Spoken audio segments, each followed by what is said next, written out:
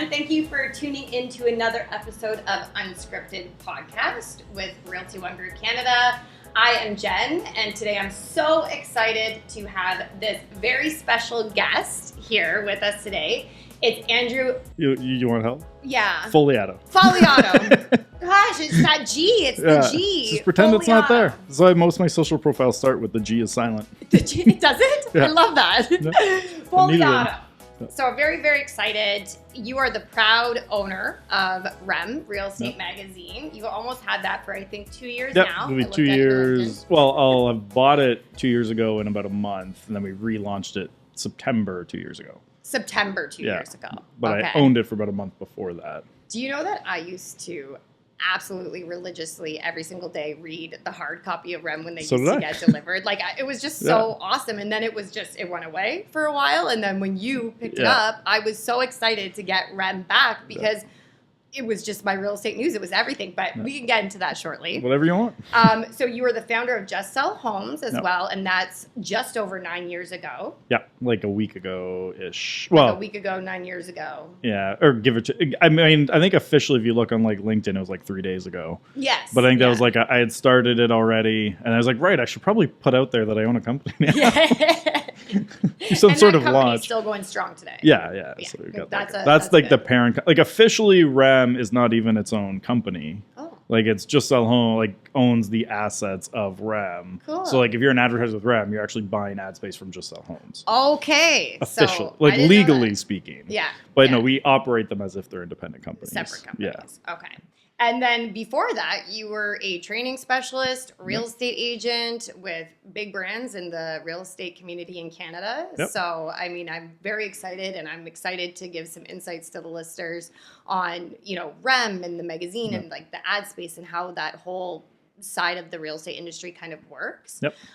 But before we dive into that, can you give us like a brief overview of how you got into real estate, just how you ended up with REM, why you made that decision, and just because it's like a shift gears from selling real estate to training real estate. Not where I thought I'd be when I got in the industry. Right. like it's such a different path. Literally like, so I was, I got a history degree, and then I went into concrete forming. Wait, concrete forming? Yeah. You did? Yeah. So we built some like I don't know if you've been to Calgary, but like the Germain hotels out there. We built Toronto. I'm trying to like mostly like in Toronto and GTA it was mostly like Loblaws, like all the Loblaws concrete work we did. Cool. Stuff like Silver City and Newmarket. My family did stuff like that. Like your my family from was Newmarket? Or well, I grew up in Aurora since I was 2, and then we just moved to Newmarket, just because Newmarket improved a lot over the last like 10 years. It really has expensive there too. I look for houses there. Everywhere in the GTA. Yeah, but I was like, maybe I can afford Newmarket. Yeah. So like I got lucky, like because of concrete forming, I got sent out west. So I was making, a little Western boom money. Bought a house basically when I like 24, 25. So this is back when you get a townhome in Aurora for like $300,000. Yeah. But then when we bought it, my wife and I, like the first house we wanted, the realtor we had hired actually cost us the house. Oh boy. And so then we got the second choice, but it was like a consolation prize. And I kind of jokingly said to my wife, like, I can do a better job than her. And she's like, prove it. Yeah, do it. So I was like, I mean, there's no, because I worked for my dad. There's a family business. My dad, my brother, and I were running the company. And running for me is very loose there. It was my brother and my dad running it. I was also working there. I was working my way up to running, but I was not anywhere near there yet because I was just coming out. Cool. So I was like, all right, I'll just get my real estate license on the side. And like, if I do 2, 3, 4 deals, that's a nice little bonus. And like, I meet enough people out there in my role that I can probably find the odd person to work with and friends and family. And then as I was meeting all the offices, one office, the one I ended up joining, was like, oh, you're going to be part-time? I was like, I goes, okay, you can come back when you're serious. Oh, shit. And I was like, huh. Okay. And then like, as I talked to him more, because like he had explained what it'd be like, I was like, I actually do kind of like, and there's a little bit of like, in my head, I was just handed my job by my dad. Yeah. Right. Like in high school, the only jobs I ever had were family. Like I had basically, besides one summer job in university, had never had a job that wasn't just given to me. So I'd never had to interview. I never had to do a resume. Oh my gosh. So I was like, I kind of need to prove to myself that I can do something on my own. So I got my real estate license, quit. And you decide to go full time. Yeah, like day one, full time, jumped in. which would have been like 13 years ago, like this week too. Good for like you. randomly. Yay. Everything's like happening this week. Yeah, it's this always month. July apparently is my month for changes. So literally, dove in and tried everything. Like I was door knocking, cold calling, all that stuff. I remember I got a deal on like the second house I ever door knocked. Really? And I was like, this is gonna be the easiest business in the world. It was like the last deal I ever got door knocking.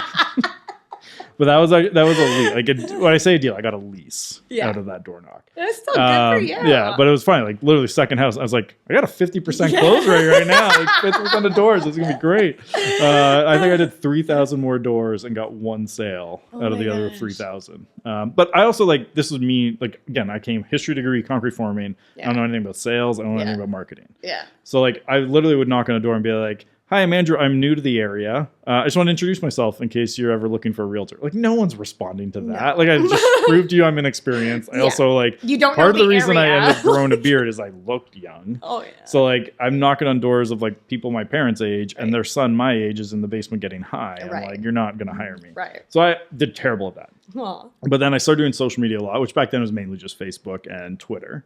And then I started blogging quite a bit. And so I eventually became blogging and social was my main driver of business. And then referrals. So I actually got like first few deals I ever got were referrals from sales or referrals from agents in my office. So basically because every time someone's like, this is one of the top agents in the office, I would just make a point of getting to know them. Good for you. And then they would start giving me their overflow business. Good for you. And then just like make ends meet. They would also do things like hire me to be their tech support. Right. So like when I started Just Sell Homes, like the first client I ever got was someone from my old office, Marcel Gary Bar Blazer. I just said, hey, so you know how you've tried to hire me in the past? Well, I want to do that now. And they're like, great, yeah, you're hired. I was like, great. So it's $1,000 a month. Wow. And I need 6 months up front today. And they're like, okay. And they wrote me a check. So and I called up someone else from my old office and said the same thing. And they said yes too. So I ended up in the first like 2 days of starting to sell homes. It was like $10,000 I brought in. Good for you. I was like, all right, this is what I want to do. But I was selling. And then, I got the offer from one of the brands to train. Mm-hmm. And the idea there was, okay, I'm going to like build the best referral network that's ever existed because I'm just going to be on stages. And so every stage I went on, I'd say Aurora 3 times the minimum because I sold in Aurora. So I was like, it got to the point like agents would message me on Facebook after and like make fun of me for how much I bring. I'm like, yeah, but you remember I'm in Aurora. Right. And then I was also like meeting top producers and learning a lot about the business. Everyone knows your name now. All the agents, all the owners, everyone in that community is system. You're being promoted. Couldn't have started Just Sell Homes as quickly as I did had I not had that training. No, that's such a good because I just pushed me around on stages for a while and like webinars and stuff. Like I had 1,000 people on a webinar at times. Like I hadn't even worked there yet, and I knew your name. That's reach I wouldn't have been able to get. Like I would say it anywhere from 2 to 5 years. It pushed me ahead. Nice. But then every time I did training, people just say like, okay, can we just pay you to do this for us? And I couldn't then. Right. But then when I started, and I was like, okay, I kind of like that model better than selling. Like I get my evenings and weekends back. I also really like the digital stuff. So I ended up starting Just Sell Homes with the idea, like literally, so I was meeting with one of my colleagues who had hired me, my old mentor, to just, can you help me pick the right website? Right. And I was like, sure. So he paid me, I think it was like $100 to go and evaluate the different website providers out there and see like, okay, here's the pros and cons of each one. Here's the one I think will best fit your business. And then at the end of it, he's like, I don't want to deal with any of this. I just want to sell homes. And I was like, huh. And I just like Googled on the spot, like or on GoDaddy, justsellhomes.com. Surprised it was available, so I bought it.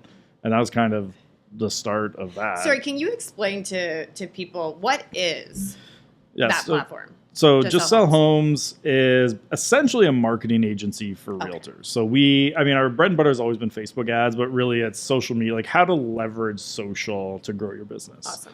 So it's like, because a lot of people can get impressions, they can get stuff, but they haven't closed that gap from, okay, I have followers and impressions to I'm actually getting clients and business from it. Right. So our goal is to kind of close that gap for people. I love it. So that's the main focus there. And then 2020, I tried to buy, actually no, even before 2020 with REM, I had actually pitched some investors on starting a competitor to REM. Interesting. Was REM still So REM published print until 2020. Then COVID hit. Yep. They stopped. Yep. They tried again briefly, I think in 21, to bring back print. And I could be off here a little bit on dates. But like it was like one run and a like limited run. It didn't happen because people just weren't in the office. So advertisers weren't paying.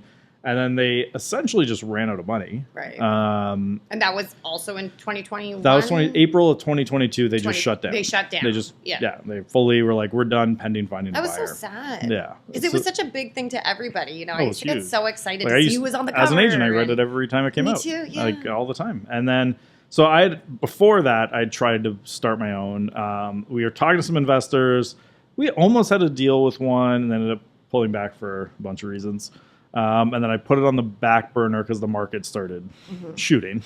And I just I don't have time to take on another project. Then as things we got into a good system and I hired some good people, I was like, all right, I want to revisit this. I was like, well, if I'm going to spend however much it is to start a new one, I know with COVID, and they're not printing, they must be hurting. Right.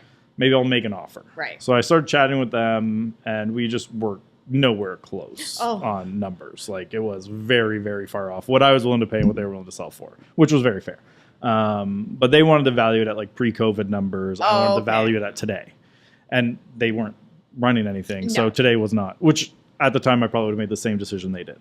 But then when they shut down, I just reached back out and I was like, we're probably closer on numbers now, candidly. And so, but I was in competition with people. So were you? So there's a couple other bidders. I mean, there's probably 6 or 7 quasi offers. There was people for example, one brokerage was like, "Hey, we'll give you $10,000 for everything." Wow. And at those, you can just for $10,000, you almost shut it down, because some people just wanted the SEO. Right. And then I basically just said, okay, for me, I'm paying this much to add someone to my email database right now. So I'll give you that times the size of your database. Nice. So for me, the worst case scenario was I just grew my database a lot faster. Right. And then on top of that, I got the website, the brand name, and all that. Right. So I just figured the worst case, no matter what, I'm going to have this really big database because it was about 1/3 of the entire industry in Canada at the time. Yeah. So I was like, that's not a bad thing. And absolutely. On top of that, it's everybody in leadership. So that to me was also one of the big values of the list is yes, it had a good group, but anyone who owns a brokerage, every association, everyone who's a CEO, executive, they all get REM. See, that's so awesome. I was like, no matter what, my worst case is now I have this database of all of these decision makers. I can leverage that. 100%. So we ended up coming to a deal. It was slow until it was really fast. But it was painstakingly slow for a while, then just ramped up. And so we ended, and I don't know what was going on there, but basically it was if you can close within a week or two, we'll go. And I was like, all right, here's the cash. So we just wrote him a check. And then, then we bought that early August of 22.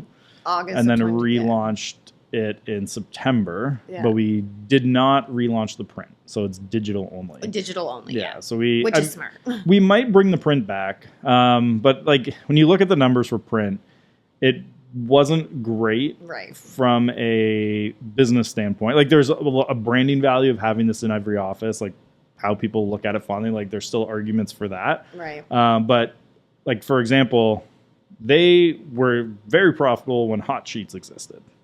Which was that? So Hot Sheets. So this is even before my time in real estate, but basically before the MLS being online, the board would deliver every day the hot sheets with the new listings. Yes. So what REM had to deal with every board is they ship papers to the board. Right. The board delivers it to every brokerage with the hot sheets because they were already doing the rounds. Right. And then boards started pulling back from doing hot sheets because they didn't need to anymore. Right. Some kept delivering REM as a service to the community. Right. But then over time, as their budgets get smaller and they're focused on other things, they all stopped doing that. Right. And that's when the numbers started not working as well for REM, but then they never pivoted enough online. So the content was still great. Right. They just didn't have that extra kind of piece there. And that's where I was I saw a huge opportunity in the online side. Right. Because everything that I was looking at was the online ads they did were just a bonus if you happen to buy print ads. So it was never looked at as its own thing. Right. So I was I know overnight I can just probably at least double the online with almost no effort. Right. And that's basically, and then any ads I don't sell, I just give to myself. Right. So that was kind of the idea. We don't chase any advertisers. So if people reach out to us to advertise, we'll make a proposal for them. We'll build out a plan for them and we'll help them out. Okay. But I don't care. Not caring is not the right word, but if I don't sell it, it's not a big deal because I give the ads to Just Sell Homes and I grow that business. So it's not a big deal for me if I don't come out to deal. So I also don't have to sell out every space for like the bare minimum and try and like, because a lot of advertisers, what they do is like, if they have unsold space one month, they'll like cut the rates by like 80%. Oh, wow. And be like, all right, we just need to get something in there and it's better than nothing. Right. But then those advertisers are now used to paying less. Mm-hmm. They're not going to come back and pay full rate down the road. So I was like, I don't care to chase that model. Right. So anything that is unsold, I sell to myself. You just give, Yeah. So it's a very easy kind of transition. If people want to pay the regular rates, I'll talk to them about it. Who would you say is like your biggest competitor with REM?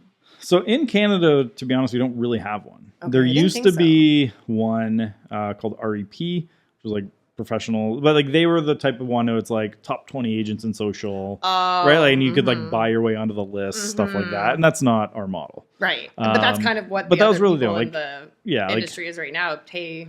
Yeah, we don't... Like, certainly that we compete with people for ad budget, but in terms of like what we do in the Canadian industry, we don't really have a competitor, which is one of the attractive things to me about buying it. Right. And that's why, like, instead of starting my own, when this came up, I was like, no, I'd rather buy that because someone else is definitely going to buy it. Right.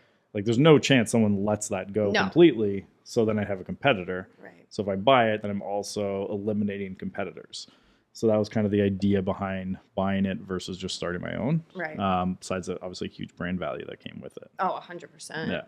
Like, are you happy that you made the decision? Like, have things been challenging? Has it been, well, obviously there's been challenges. I mean, everything has, every business has challenges. Right. I'm very happy overall with it. I mean, there's always, like, a big thing for me, it's a learning curve. Like, even though I know marketing really well, I know content marketing really well, there's still a lot of other things involved in a media business. Right. Like, and because I wasn't expecting it to happen, I didn't like have a ramp up time. Like it was like April, they shut down. I tried to get a hold of them for like 2 months, couldn't. Gosh. And then it like happened over like 5 or 6 weeks, everything right away.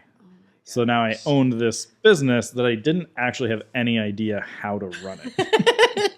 I love it. So I basically just started bombing LinkedIn with anyone with experience in journalism. Yeah. That it was like a second or third connection. And then I'm finding Jordana, who's amazing, who's like the producer of the Global News Toronto 5 o'clock news for a while.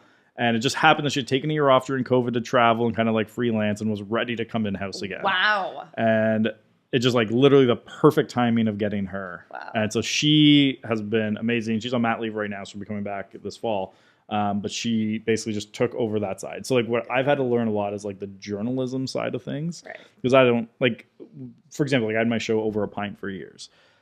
That I don't have to worry about like journalistic integrity and asking hard and difficult questions. Like I'm just shooting the shit with people, having a good, like we're having a beer, we're laughing, we're having a good time. Like I don't care about like all I'm there is like I even started every interview like, listen, I'm not here to like get any gotcha questions or have anything like that. If you answer a question you don't like how it sounded, we'll just cut it out. Like I got some like CEOs to agree to come on the show, and I was like, oh no, if your marketing department wants final edit approval, that's fine. Wow. Like they never used it because I didn't ever talk about anything outside, but like I didn't care. But I can't do that with REM.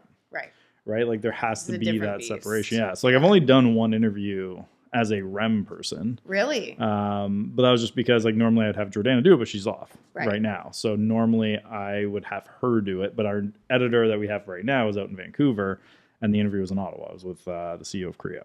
Oh, nice. So, I mean, it's a good first interview to do. So I was trying to figure out how it was like, felt like a rookie again. Yeah. But it was still fun. And then, but I typically don't touch that side of the business now. Okay. Because I sell all the ads still. So because I'm selling the ads and building those partnerships, I can't touch the editorial side. So that's kind of I let them, I mean, the way that I kind of frame it is like they have enough freedom. They could write something bad about me if they wanted. 100%. I mean, realistically, they'd never actually do that. Right. Like, but they could, right? Like they have that freedom. Like I typically see articles the same time that you do now. Right.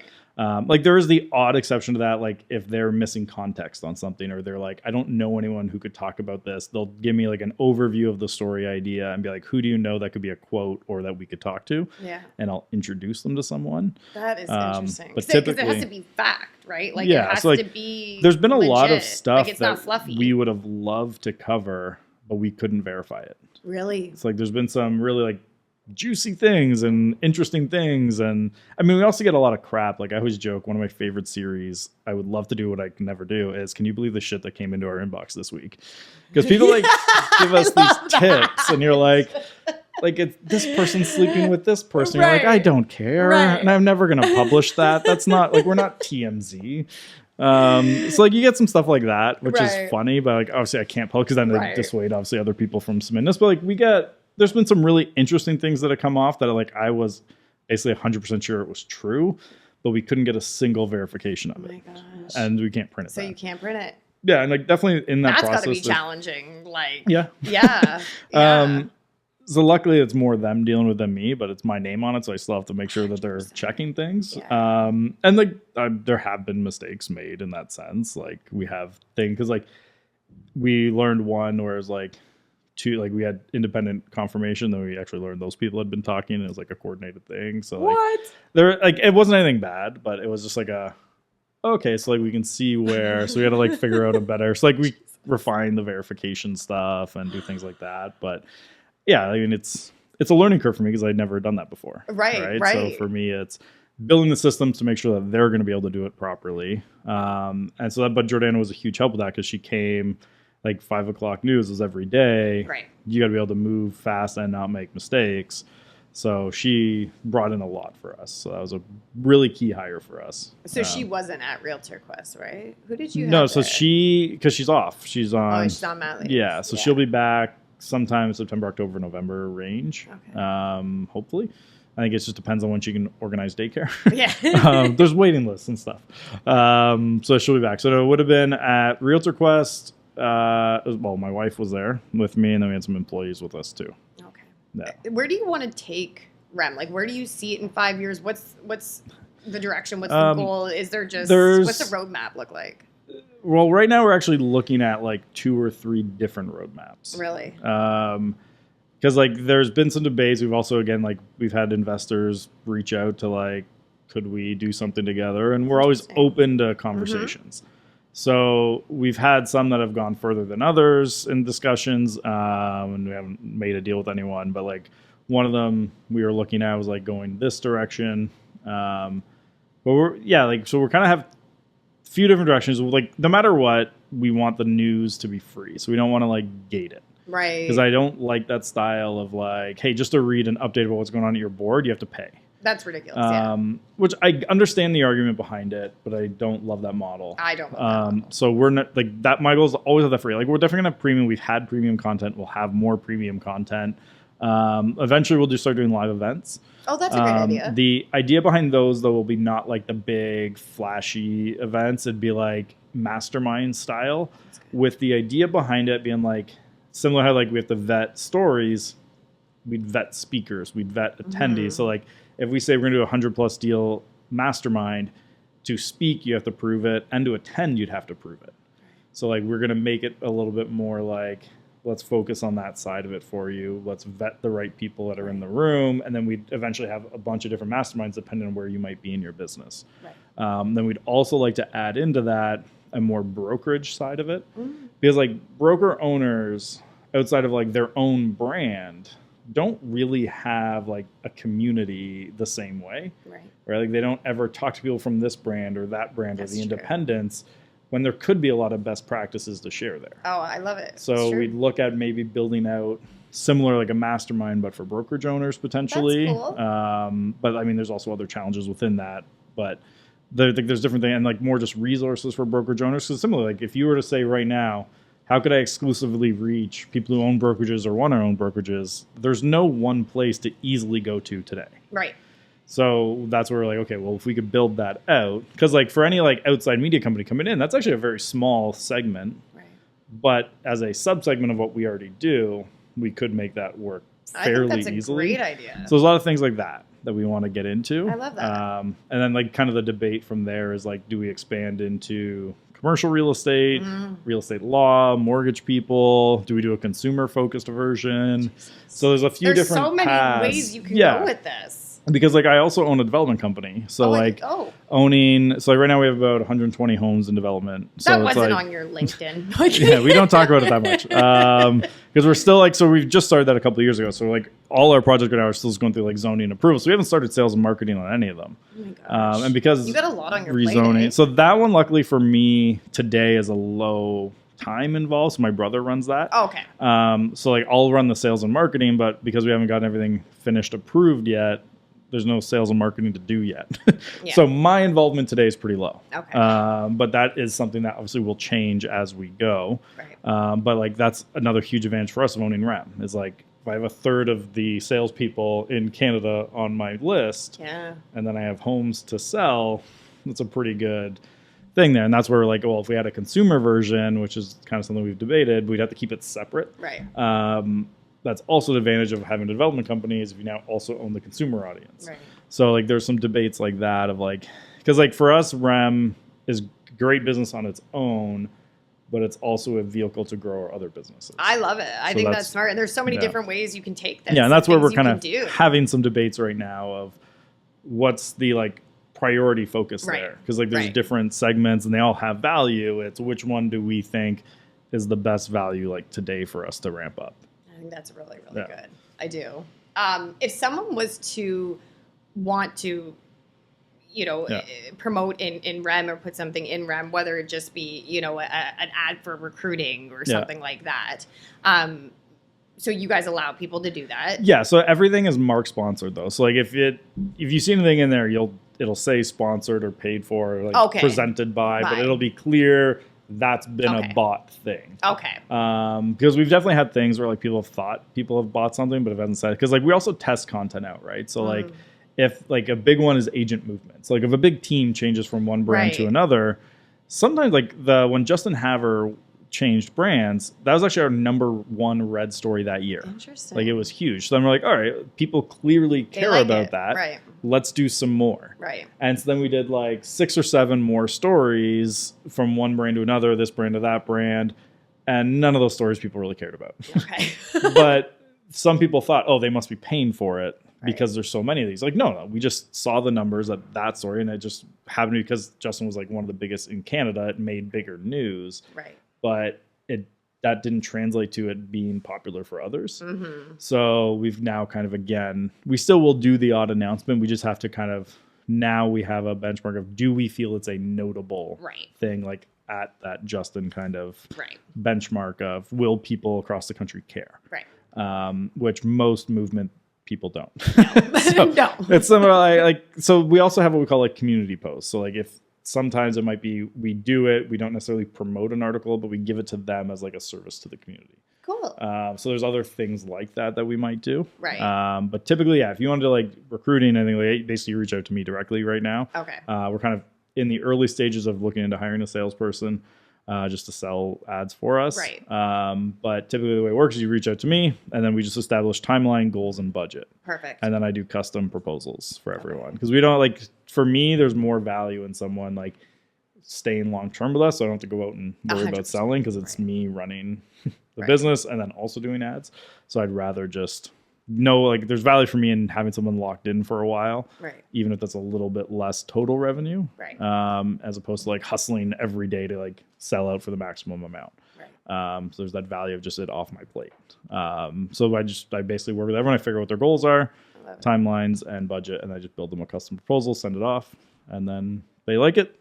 They like it. If not, I take the ads for myself. You take it for, I think what we'll do too for this podcast is we can list all of like, your contact information and your social media outlets and stuff like that. If you can spell my last name, I'm very easy to find.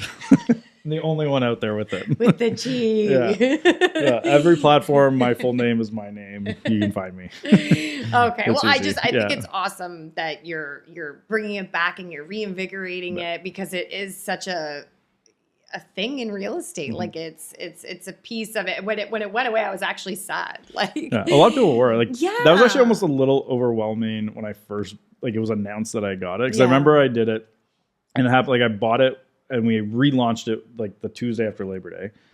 And the next week I had to go to a 1,100 person conference, but for just sell homes. Oh. And like my goal there is to sell homes packages and build that brand and nothing to do with REM. Right. And I couldn't do anything but like just have people thank me for buying REM and then give me their thoughts on how I should do it. And it like the first part I don't mind. Like, I mean, 1,000 people saying thank you is a little weird. That's not. It made me a little uncomfortable. Then it was like a subset of like 200 of that. I'd be like, and here's how you're going to have to do this now. This is what you need to do. And I was like, that got me a little overwhelmed. I was like, so like I remember one night, I just like I need to go, and I just went to like the lobby bar at the hotel. I just sat like I ended up talking to these people who were on a business trip. Like it was this couple, and they were like filming a movie in town. So I chatted with them about their movie, and then the bartender ended up. She was considering starting her own business. I ended up consulting her business for like an hour, and I was like, I need to get out of this and talk marketing again. I love it. Yeah. I was not prepared for that level of like. That's all people wanted to talk. Like no one cared about just sell homes. It was nothing about it. Like I'd say that fall, not one person. Like outside of the people reaching out to directly hire us, right. No one wanted to talk to me about anything but REM, which I get. I mean, it's like, an it makes impactful sense. thing. Yeah. It was a staple in the real estate community. Yeah. It was very impactful. Well, I totally get it. Yeah. Because everything had happened so quickly. I had not sat down and thought, okay, what would this event be like? Yeah. And no, it was one where I was like, oh, okay, yeah. No, I got to like figure out that switch of how do I still promote the main moneymaker, which is still just sell homes. Like that's our core revenue. Right. But still do service here. So it was like, it took a little bit to find that balance and figure out the right kind of, which I think we've mostly hit now. But that's always a balance of like, I also want to promote myself and my companies that drive revenue a lot, right. But also without being too ad focused. Right. Because REM does get the odd complaint that we sell too many ads. But I'm like, really? Like the previous ones didn't do that. And I was like, yes, but the previous ones also didn't stay in business. Like, if you would rather pay for the news or have a few extra ads, and most people would rather have ads. Well, I think that you've been doing a really great job. Appreciate it. I've been looking into it. When I saw the announcement, I was excited and I was happy for you. And just obviously, I've followed what you've been doing just since like the training days and stuff like that. So it was exciting. And then even Harrison and I was the president of Realty ONE Group Canada. We were looking at everything, and it's amazing. Like you've totally reinvigorated. Trying. It's going really, really well. And it from our perspective. Yeah, I mean overall it is. I mean any business obviously ups and downs over time. Right. And like there's been a big learning curve for us. We're again like going back to the marketing thing with like Over a Pint where everyone's your friend, everyone's friendly. That's what it has when you own a marketing company. Everyone likes you. Right. Then if you ever post about a controversial topic, anyone who's on one side of it doesn't like what you wrote, they now just assume now, okay, you're the worst. But the funny thing for us is like, there's a lot of ones where I have both sides equally attacking me for how we're covering. Oh my gosh. So that's gotta be that's tough. my sign of like, so it took some adjustment because like people that like I even respected and were like had good relationships with barely even talk to me now. What? There's not a lot of that, but there's definitely some. Did you anticipate that possibly happening? I wouldn't even think about. So I knew it was on the table. Right. There maybe 2 or 3 that were surprising to me that it went that way, but it was one of those things where again, because I give them editorial freedom, I knew it was like a potential thing that could happen. Wow. But kind of is what it is part of owning that. But I figured if I have both sides yelling at me, then I know we've hit the middle ground. If I had one side yelling at me, the other side praising me, I say we're probably too far one way. But no, it's part of again, it's an adjustment period of like getting used to like, I now know if I go to like a big association conference or a board event, those are places more likely I'm to get people like to essentially like lecture me. Whereas if I'm going to like more a marketing conference, business development conference, no one cares. Right. But if it's like more of an association board level event, I'm more likely to like have people corner me and try to like talk to me about how I could do it better and like all these. Like you didn't cover it properly. Here's how you should. Like you kind of get used to it. Yeah, and then you start expecting it. Yeah, so now if I know if I'm going to that type of event, I just kind of get prepare used to yourself for it. And it's like thanks coming. For your feedback. Yeah, I'll take it into consideration. If it's valid, I'll certainly actually will take it into consideration. But a lot of the times it's just like you need to support my side more, and I was like, it's not really what we're here for. Right. And if you have a specific thing we did wrong and you want to send it to us, I'll very gladly write a correction and do even things like that. And like we've also had some tough situations just like deciding is this something we should cover? Right. Like if it brings someone into like, hurts their reputation, like that is a tough decision to make, but like it's also if it's a Have you had to make that decision yet? Sorry to interrupt. Like without getting into too many specifics, but like some people that made some poor decisions, and there was legal things around it. And this is more than one. Probably we had one recently where a guy was actually charged with crimes. Oh boy. The charges eventually were dropped because they didn't have a reasonable like grounds of conviction. That doesn't mean he didn't do it. It just means they didn't have enough proof whether he did or not. Right. And so he wanted us to change the article to say he was completely exonerated, and like, because otherwise it's hurting his reputation. Which he's right. If you Google his name, this would come up, and that does hurt his reputation if you Google the guy's name. But we also can't change the headline to say he's been exonerated, because that's not true. Right. What's true is the charges were dropped, and the Crown even said because of no reasonable prospect of conviction. Right.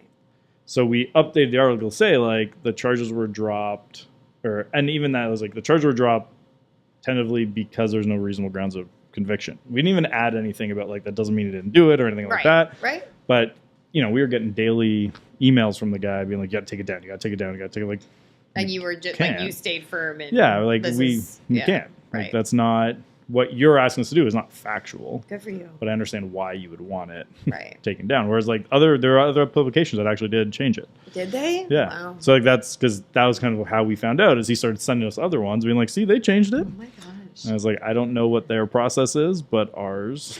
Good. I think it's good though that you're sticking with the facts. It is what it is, and and again, like in this process, we'll always get some wrong. Like that's part of figuring it out. But we try to do what we think is right. Well, that's why it's very different than like Facebook ads. Right. Let's get you some leads for your business. Very different. But yeah, so like I enjoy I love learning this new stuff and building it up. And then like I joined some media company masterminds where I'm like learning from people who own media companies like, here's the different ways to approach this, how to work with advertisers in this way. And so there's a lot of like, it's a huge learning curve to figure out these side of things I was never involved in before. But I can just tell by when you're talking about all this that it's fun. It's fun. Like you seem very passionate about it, very excited about it. Like you're enjoying it. So this stage of businesses is like my favorite, is like building things up. Right. Like I love getting things going and building them up. And then I'm very happy then for example, like Just Sell Homes, a lot of the day-to-day operations is my wife now. Like we built it up. She came to work with me, and I let her run most of it day-to-day now. Like I am there. Obviously, I'm more like the marketing strategist, content guy. But overall, it's her doing the day-to-day operations. It's really impressive, honestly, and congratulations. Like I'm happy that you did this, and I know a lot of other people are. But I want to be sensitive of your time here. I want to ask you a few real estate questions because you're in marketing and all that, but you're an expert in real estate. Okay, yeah, let's go with it. I just ask anything you want. But what do you think that agents are looking for when wanting to join a brokerage, in your experience? So it does vary a little bit, like depending on like the group of agents you're going after, right? Like what a top team leader would want is very different than a new agent, which is different than someone doing 10 to 20 deals a year. And even 10 to 20, is it like, are they 3 years in the business doing 10 to 20 and they're trying to get to 50 to 100? Or there's a large group of people that are just like that 10 to 20 deals a year and they're very happy there and they don't want to change. Like if you don't know what that group you're going after really is, it's hard to say, because like some it's literally just I just want to minimize my costs. Others it's I need that coaching because I want to get to that top level. Some it's I need to build that residual income, like passive income type stuff. You know, there's not really truly always passive income. Like it still takes work to recruit people. Like I see that mistake with and it's not any one brand. It's like a lot of people are like, okay, I'm going to join this brokerage and I'm going to build this massive thing, but then they're like, oh wait, I have to actually spend time recruiting, which is a very valuable business, but like that takes just so much time as sales. So you have to pick which one are you doing. Where's your time being spent? Or you're hiring someone to do one of them for you. So again, knowing what your ideal audience wants is what that first thing to figure out what they're looking for. I mean, overall, what are most like obviously splits, whether that's the right thing or wrong thing, is normally the most talked about. Support. And then it's like support where they're weak. So like if someone's really strong in marketing, they don't need a brokerage that helps them necessarily with the marketing. But if they're really weak on the legal side and that side, they want a brokerage that has like a good person that can help them, for example. So I think it does vary a lot based on the type of people you're trying to recruit. So identifying those types of people first and then being able to give them what they need where they are in their business. If I was to like hypothetically start my own brokerage today, I'd first identify, okay, who's my ideal recruit? Then I would just talk to a lot of them. Right. Like, what do you care about? Why'd you leave your last brokerage? Why'd you come to your current one?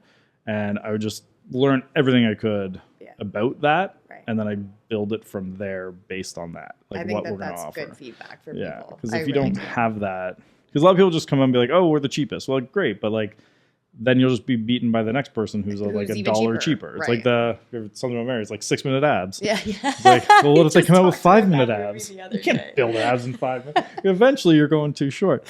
So I don't like competing on price. Like, just as long as we don't compete on price. Like, people, it's funny. We actually had a sales call a couple months ago. It turned out to be a guy faking it. He was starting a competitor and was like trying to understand our sales process. Oh my God. And so he's like, what do you charge to manage someone's ads? I was like $1,250 a month plus ad spend. So like all in, you're $2,000, $2,500, $3,000 type of thing, depending on how much ad spend you want to do. He goes, that's ridiculous. I can get someone overseas to do $200 a month. And I was like, okay. He's like, how do you justify that? And at this point, I'd already figured out what was happening, what he was doing. I was like, because we're good at what we do. Yeah. And he's like, no, but like I can get someone overseas to do it. And I was like, you absolutely can. Yeah.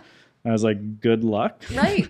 And then he kept pressing it. And then he's like, oh, I was like, I know one way we do it. And it's like, I don't book fake sales calls with competitors and waste time. It was a quick end to that call. Done. And then he tried to then reach out after being like, thanks for the call. Could you send me some of your current clients so I can like check as referrals? And I was like, I'm not giving you my database for you to like try and steal them being cheaper. The nerve. Yeah. I was like, it was a bold move. It's very bold. He was like 19. So I just like emailed him back and I just ignored that request. I was like, I'm just gonna give you some business advice. Yeah. Like, and I even was like, if you had come to me openly just trying to learn, I would have jumped on with you, taught you, and then I would have actually sent you overflow clients.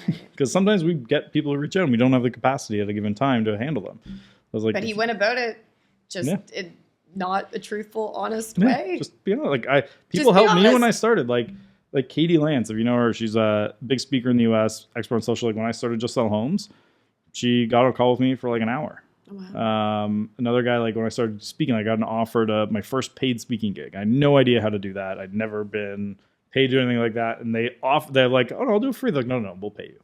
And I was like, all right. Okay. And so I messaged Scott Stratton, who's like a guy who charges $20,000-$30,000 to talk. US. And I just messaged him on LinkedIn being like, hey, Scott, I don't really have a huge budget, but could I buy like 15 minutes of your time getting asked to like get into paid speaking? He jumped on with me for free for 45 minutes and like broke down the entire business. Like if people come to me openly and be like, here's what I want, like I would gladly jump on with people and help them out, but not if you come that way underhanded. Right. That's happened to me a few times, like to get to the owners of the company coming at me with like a different way, and then it's just tell us, like and like it saves time too, like we're all really busy. Like anyways, I want to wrap it up, but you know, you've had such an incredible journey and it has always fascinated me since I first heard about you and what you were doing. So I think it's amazing and I can't wait to see how it continues to evolve and change, and some of the things that you said are you could potentially take REM. Like I'm so excited to see where you go, and there's so many things. Too. I'm not sure. But thank you so much for coming today. Thanks for having me on. And thank you. Appreciate it. Easy.